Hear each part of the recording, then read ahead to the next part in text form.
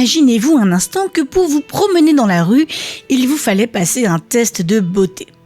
Cela semble absurde, n'est-ce pas? Et pourtant, c'était une réalité aux États-Unis à la fin du 19e siècle.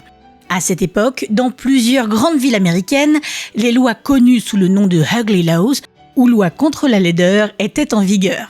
Ces lois visaient à interdire aux personnes perçues comme moches, souvent celles avec des handicaps, des difformités ou des blessures visibles, de se montrer en public. L'idée, c'était de protéger la sensibilité des citoyens dits normaux et maintenir une image de propreté et de beauté dans les espaces publics.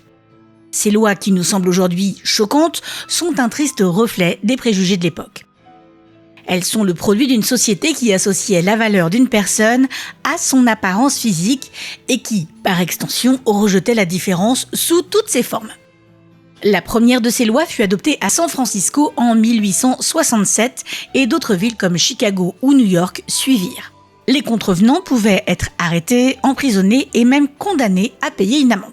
Ces mesures discriminatoires d'un autre temps ont perduré jusque dans les années 1970, où elles ont finalement été abolies sous la pression des mouvements pour les droits civiques et les droits des personnes handicapées.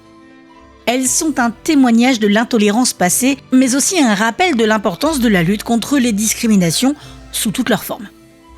On peut être content, en France, on l'a pas fait. Non mais la grande question c'est, est-ce que j'aurais le droit de sortir, moi, s'il y avait une telle loi en France ?